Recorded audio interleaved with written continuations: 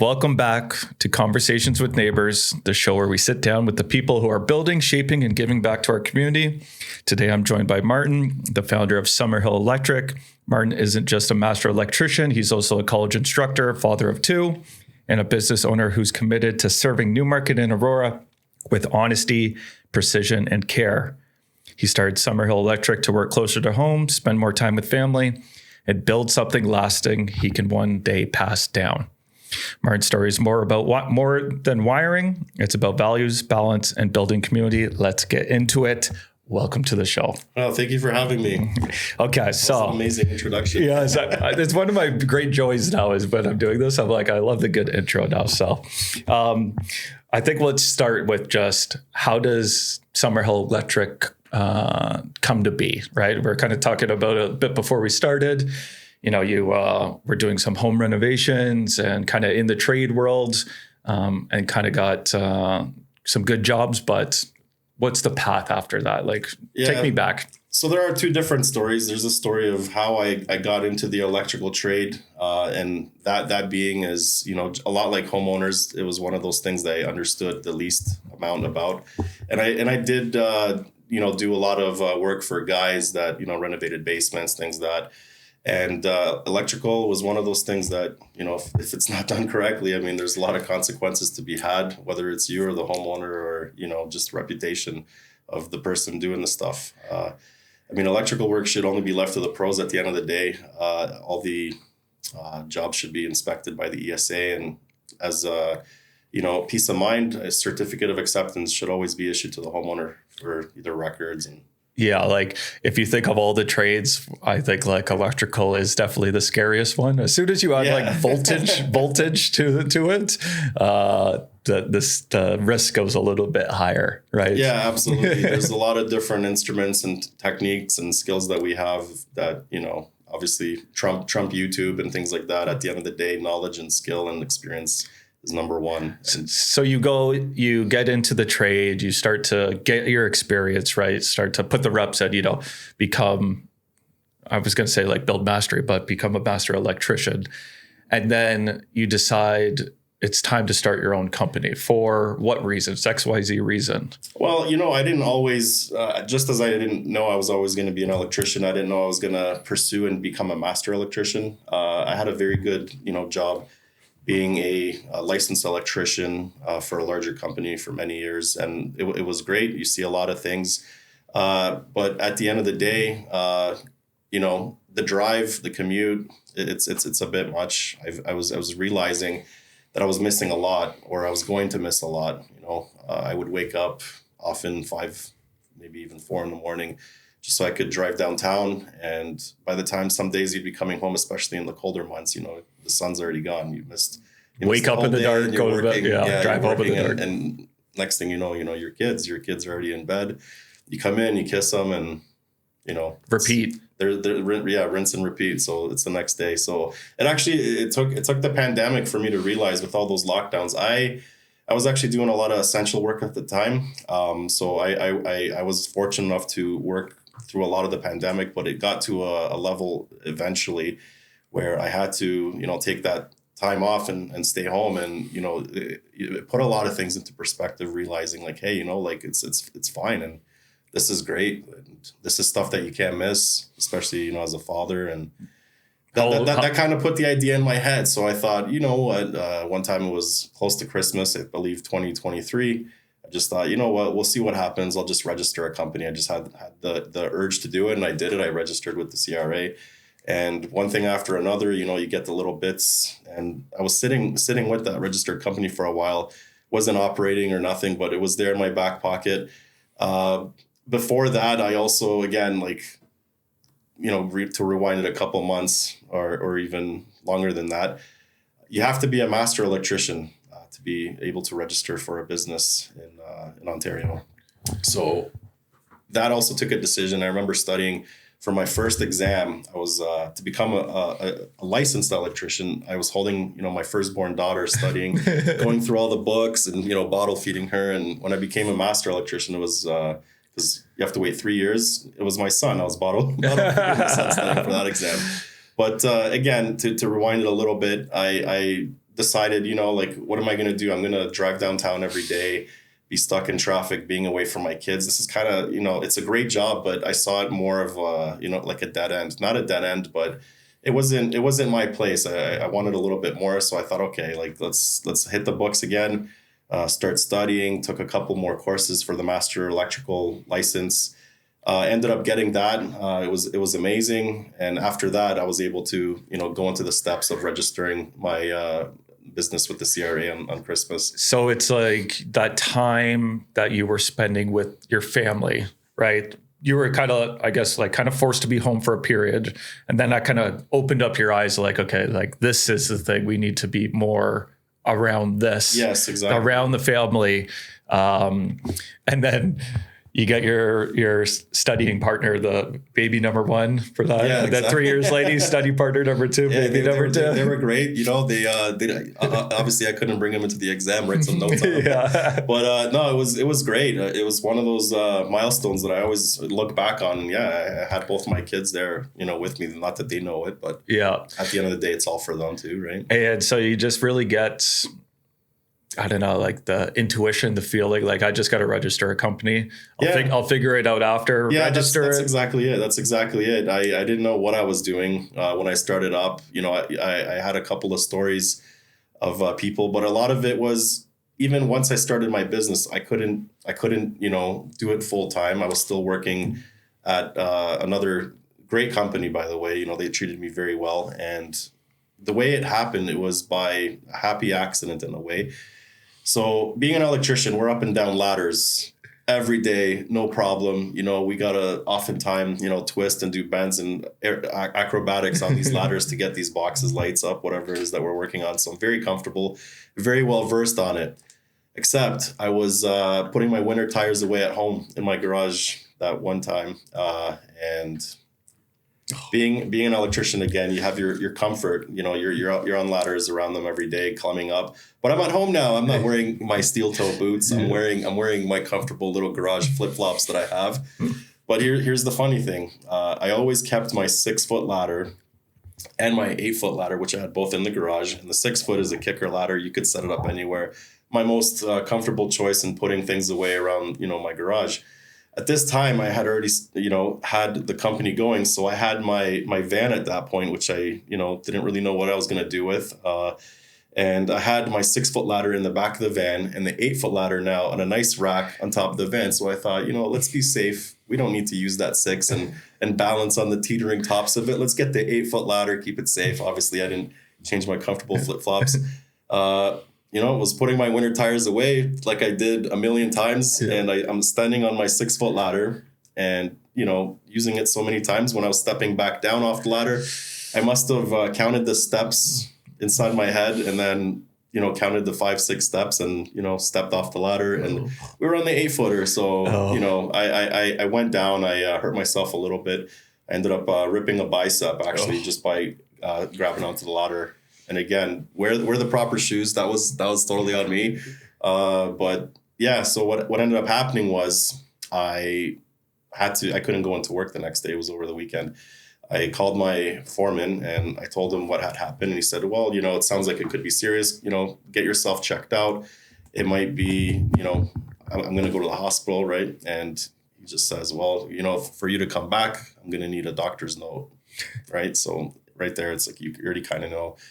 I know where this might be heading and whatnot. And an idea just kind of like popped up in the back of my head. Because in the brainstorming of starting a business, I had all these ideas of how I was going to do it. Starting it full time might be a little bit hard at first, especially with 2 jobs. And I still have a family to support. So I always brainstormed of all these ideas. And besides getting into, being an entrepreneur for my own electrical company, I thought maybe I'd be a teacher, right? There's a lot of knowledge that I've gained over the years, and it'd be a great way to, give back to, some kids that are probably going to get taken advantage of by somebody who doesn't have their best interest in their mind as well, right? Kind of stuff that I've been through. Yeah. So, if I could help them avoid the steps. But anyways, I just had that idea of being structured in the electrical trade. And I thought I'd just give it a shot. As soon as I got off the phone with my foreman, you know, I you got the vibe. You're like, okay, I just picked up the phone like almost immediately, and I called some. It was actually the first school. It was the school I went to. I don't, really want to say it, but it's where I did my apprenticeship, and I knew it was a great one. So I thought I'd give them a shout and see if they needed any instructors. And lo and behold, electrical is in high demand, very popular, and it was right place, right time kind of thing. I think if I was off by a day or even a couple of minutes with that phone call, but they called me in for an interview, and I'm scrambling like, oh my gosh, this is happening? Yeah. I just remember like screaming in the shower, going to the interview. Like, I can't believe it. I was typing up my cover letter, my resume, and I went in there, and I thought I was going to talk about, sell myself to, why, I could do this job and whatnot. But they saw the experience that you have. And at the end of the day, the only questions they asked me was how many years I've had my license, and, everything fell together. And then he's like, this is how much you're going to be making. I said, wait, hold on. Did I get the job? Yeah. Like I was just in disbelief, but it happened, right? That's incredible. I got the job, and it's great. I love working with the kids that are trying to get into it. A lot of them have a lot of questions. They're all going different career paths possibly as well. But if I could, teach them a skill or two that might have taken them a couple of years to hone, if I could show them the right way to do something right off the bat, if it'll help them, or even avoiding to get into these jobs where, I had students coming up to me telling me, I started working with this electrical company over the weekend, and the guy told me, well, let's see, what you're made of, kid. And, we'll discuss your pay later. I'm like, wait, like, you don't know how much money you're going to make or anything like that. He didn't register you properly through, Ontario Skilled Trades. Just walk away from it. You're wasting your time, Yeah. So you get to a couple of things. It's like, one, I think a common thread is when you follow your intuition, good things happen. So I would say double down on that whenever you get the feeling, because, just to act quickly, one, to register the business, two, to when you get hurt, you kind of get that vibe from the former boss, and then just be like, okay, I think I need to make an adjustment, to then to call your former school, and then to get in, take the leap, and then go get that interview and land that job. And then now you have kind of this security piece that is there where you can, one, share your skills and experience of the actual trade, but then two, kind of be like a mentor there for kids not to get burns like had happened to you too in the past, right? So now you have that kind of lane for you to kind of execute on there. And then as well, that gives you cover to go and actually build the business over here, right? Because like you said, you got a young family at that time. It's like you have the security over here, and then that actually kind of gives you the cover to exactly. Because also my teaching job is in a way part-time, a couple hours a week. It gives me time as well, not only with my family, but also to be able to schedule in these jobs that I normally wouldn't be able to do with a full-time job, right? Mm-hmm. I think it's very important when you're dealing with a service-based business that you represent yourself. You're there for, the estimates, and you give it all, you're 100%. At the end of the day, you're doing an important job where the customer safety is at stake here. So everything's got to be done appropriately and correctly. Yeah, for sure. And you're in Newmarket, right? You care about the community. Like, what is your kind of thought process of that? Kind of trying to give back to the community, sponsorships, things of that nature. How do you think about that aspect of it now too?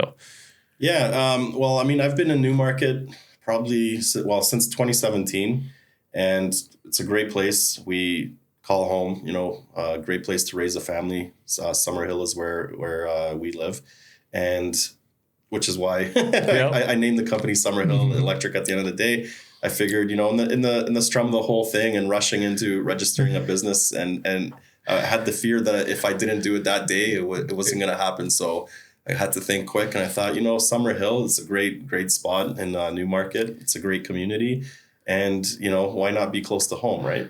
Yeah, that's a great name too. Like, I was thinking on the drive in here, why is it Summerhill? Why is it Summerhill? But nobody else had taken it at that point, And how old are the kids now? My daughter is 6 now. She's going to be 7 in November. My son's going to be 5 in April. Yeah. And did I read that one kind of sponsoring kids teams wants to be an element of it? So yeah, back to the whole community thing. I think it's important to show your face in the community because at the end of the day, that's where I live. Why wouldn't you want, to do the work to your best quality, especially to your friends and neighbors in the community? I think giving back is also important. I have my kids playing both in Newmarket baseball, and I sponsored the team. I think it's great. It's really wonderful seeing these kids who don't really know how to play the game when they get there, and then they grow together as a team, and you kind of want to keep the team together for next year and things like that. But it's fantastic, enjoying them play. Yeah, no, for sure. Like I said, my kid, he's my first kid, 9 months now. And, I don't want to wish away time because I think every moment is precious. It's so crazy to watch him grow now. Yeah. Like he started crawling like 3 weeks ago, and now he's like ripping around the floor. And now this week he's like determined. I just want to stand up on everything. But the reason I say that is I think about when he is going to be playing sports and how fun and special that's going to be. And, especially at that young of age, like your kids too, where they're just out there and, figuring it out too. And it's like the beginning journey of like a long one. And, my personal memories of the kid is playing those sports, right? And kind of growing up around the team and stuff like that. And I think it's such an important part of the fabric of the community too, like youth sports too, and having the kids involved. Yeah. And it's always great, like as for yourself to be able to, sponsor the team and kind of get your name out there too, and fun and unique ways too, as well. Yeah. Too. Like, well, the most important thing for me was just having the kids playing sports. Me and my wife, we love baseball. We watch it all the time. We were fortunate enough to see them win the championship in 2015 with, when Josh Donaldson stole home. It was amazing. So we wanted to share that experience with the kids, get them into the, the love of the game, take them to a couple of games here and there. But there's nothing like playing the game at the end of the day. And when I sponsored the team, the goal wasn't, to sponsor the team to kind of like have your company there. That was second place. I realized in T-ball there was actually a lot of teams that didn't even have sponsors for their teams. Kids playing with blank shirts. At the end of the day, not a big deal. But I do want to give back in a way, and I think through sports, sponsoring little kids sports is the best way. And again, because a lot of it is volunteer based, the coaches, things like that. There's a shortage always. They, send out the emails. They ask me if I wanted to also be the coach, but between the teaching and running a business, it's very hard.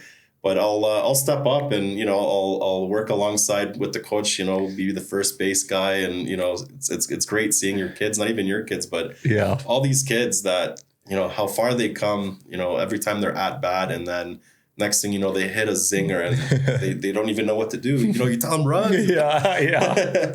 Just pure joy, right? Pure joy. And watch them grow. It's fantastic. And did I read that you have something with York Central Fire Services? It's not like a deal that I have to say with them, but I value very much the service that firefighters do for us. I actually, when I was in college and in that time where I didn't know what I was going to do and I chose business, I was going to go into firefighting. I took that test and whatnot. And at the end of the day, I decided, you know what, these guys put in a lot. They put their lives on the line. And I realized that wasn't I could never live up to do something like that. I was already in my last little bits of, athleticism where I had, injuries, snowboarding, things like that. So I'm like, you know what, down the road, I don't think that it's something that it's such a hard job. It would break you. Right. Yeah. So I thought, okay, I did the business management instead, but I always respected firefighters. My grandfather was a firefighter back in Poland as well. And he had at his funeral, like he had the whole, crew there. Yeah. Anything. He had the helmet on his casket and loads of flowers from everybody, but it's an important job, right? And I fully support them. A big part of electrical fires does come from electrical fires as well. And one day I got a call from a local marketing company in Newmarket. And again, I figured, okay, a local company, I'll trust them. And they had a campaign for fire prevention with York Central Fire Services, and they wanted companies to kind of sponsor the thing. I'm not sure if sponsorship is the correct word, but I got a spot on the bag that they would hand out later, going door to door, promoting fire safety to all these, customers in Newmarket, Aurora, whatnot. And I think it's a great idea, that they're doing that, going door to door, educating everybody in fire safety. And basically, if I get a call from anybody that needs anything to do with smoke detectors, if they mention fire services that they've been to their house and they've recommended, I'll do everything at discount. Absolutely. Yeah. Like my dad was a firefighter in Newmarket, Aurora, Central York for over 30 years, retired now. So close to my heart too. And we actually had the head of fire prevention in here last week talking about the fire prevention coming up. And I'll get you I can't remember the dates of it now, but at the fire hall, they have the big day. You should bring your kids there. Yeah. We saw it last time around, where was it? The Real Canadian Superstar. Yes. Yeah. Yeah. They were repelling from the sun. I brought my kids that day. Yeah. And so it's just driving by and we couldn't not go. Yeah. You got to go this year. It's going to be even bigger and better. They were talking about everything that they got going on, and it's amazing. And, it's like, you're so right where, like your trade in that is kind of aligned because of how many electrical fires they are, right? And, that's another reason, like, get a proper electrician to do your things, right? For safety of your family, right? Yeah, I have a kind of a slogan, not really a slogan. I mean, loose wires cause fires. So that's goes hand in hand with fire safety. And yeah, absolutely. You know what their big theme is this year is batteries. Batteries. Yeah, like storage or disposal? Storage of it, and just people not being aware of like the lithium batteries that are more popular now, and all the ways of like not proper care of it can cause fires too. So that's something that they're pushing on this year. You're supposed to wrap your 9-volt batteries with Scotch tape. Something like that. Where the ends don't, make contact with the batteries. And a thing that he said to me was people like buy whatever it is, they'll call it the vacuum, right? With the battery in it. And then the battery eventually goes, and then they go buy like the cheap battery off Amazon, but it's not meant for that tool, whatever it is. And that's a risk there too. Yes, power tools. Yeah. And then everyone's like storing them, in their garage. Now people are storing more and more things at their garage now. They're not really built for cars anymore. They're like just like an outside of your house type thing and that thing. So it was very interesting. So I'll put in kind of the show notes of this one of when that date is for the fire prevention. I'll definitely check it out. The kids are going to love it. And with your company, like trust and transparency is a big thing that you care about, right? Absolutely. So like, why do you think it's important, and what type of things are you trying to do to make sure that's front and center for your biz? Well, transparency, and I think at the end of the day, you got to be honest with the customer. I'm not there to try to profit on anybody, on some old lady, take her life savings, things like that. At the end of the day, if there's a job that I come in that I have to do, like it all gets done the same way. It gets done correctly. It gets done to a point where, I'm not trying to sell you a product that you don't need for safety, right? At the end of the day, it's important. It's important to be transparent with your customers because they got to see who you are, right? They're not gonna, go with somebody that is pulling pulling the sheep's wool over their eyes. I get a lot of calls from people, obviously with electrical. Doesn't, not everybody has good knowledge in it. And a lot of the time it's as easy as resetting the breaker. Yeah. And rather than, saving the time, even going out there, a lot of the time I'll ask them if they've gone through these steps. I'll try to troubleshoot with them, save them a service call. Cause you'd be surprised how many times you get that call and it's as easy as resetting your GFCI or flipping your breaker in the basement. But anything outside of that, obviously there's, more serious things that could happen. So yeah, I think that's so important to like, as I've talked to more and more different trades, right? And we had Garrett from First Choice Roofing in here, and he had someone, older lady, that someone came to the door, knocked on the door, and then they climbed up on the roof, and then they said that you need all these roof repairs. And then somehow they got called there, and they're like, oh no, they went up there and they pulled shingles off. Wow. They just brought him down. Yeah. And then just like for that. That's disgusting and unacceptable. It's unbelievable. But like, you know, when you're dealing in areas where people don't have knowledge and they don't know, right, it's easy for them to be taken advantage of too, right? And I think that's why it's so key for you to have kind of trust and transparency as, you know, like a core value of the business, because especially in electrical, right, it's like, it's scary. I don't want to touch it. Like, I'm going to get electrocuted. Yes. So you could say anything to them, right? And yeah, exactly. You know, it's very easy with things like that when you have a job that's that dangerous. There's a lot of risks at hand, and it's easy. You could tell somebody, "Oh my gosh, you need your whole thing replaced." Sometimes you don't. There's a lot of different ways you could do electrical to make it safe, but you can never go wrong by hiring a professional, right? Yeah, for sure. So your father of two, running a company and teaching. How is it balancing it all? Oh, it's not. It's a hard juggling act, especially with the teaching bit. A lot of the time what happens in between semesters is I get a completely different schedule because it is not full time. And, down the road, I would see myself doing it because it's a fantastic job. I love doing it. I love being around these young kids that are very enthusiastic about getting into the trade. And, I want to help them out in every way that I can.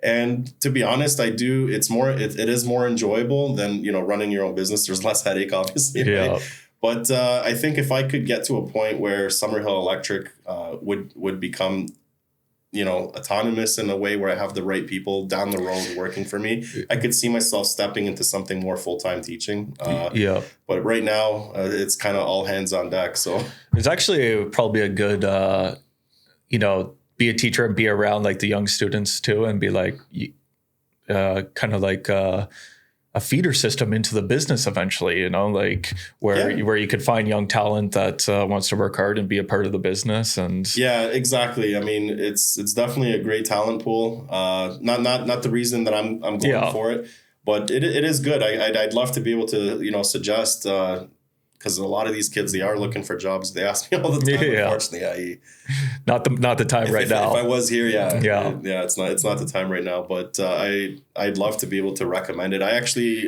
signed up for email updates on Indeed and Monster, things like that, for apprenticeship programs. So if I get something, I'll just tell the whole class I can, nitpick on a certain student. Yeah. I'll let them know, like, what do you guys, we'll have class one day and I'll say, what are you guys doing about, finding work? If they're in an electrical techniques program, are you guys trying this? Are you trying that? Because, a lot of them are. It is a hard trade to get into nowadays because there's a lot of competition. But, there's a lot of different ways to do it. And at the end of the day, I don't want them to settle in a spot where somebody has tricked them and, they're not paying them or worst case that hasn't registered them correctly with the province. Yeah, no, you want to guide them in the right direction. There's a lot of stories of, I've worked for an electrician for a year, but they always told me they would sign me up. They never did. Like, that's kind of lost time. You gotta see these red flags at the beginning and start your career in a way. But it's hard for these kids because they're just getting their feet into the door. Yeah. And a lot of them don't have the same opportunities as some of them who were lucky enough to have good, high school programs for co-op, finding electrical companies, which they also actually reached out to me too on Newmarket to see if I could do co-op students. And again, I'd love to do it. I would love to, have these students and show them the way. But again, right now we're just in time. In time, we'll get in time. Patience in business, I've learned, is one of the key elements. So, we're like on that note, right? You're early in building the business now. Where would you like to see Summerhill in 5 years?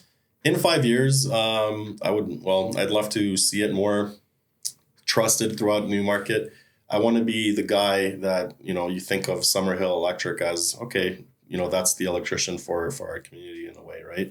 I'd love to stay local for many reasons, obviously, besides, traveling and whatnot. But I want to put my feet and set my roots in the community of Newmarket. Yeah, for sure. I think that's key. Like just become the name for. Yeah, and there's many ways. I mean, if I were to, I don't advertise really outside of Newmarket and Aurora. Sometimes I do get the odd calls off of Google, but at the end of the day, I don't want to expand past the local community here. Yeah, I want to be that company where you think of electrical. Summerhill Electric. Yeah.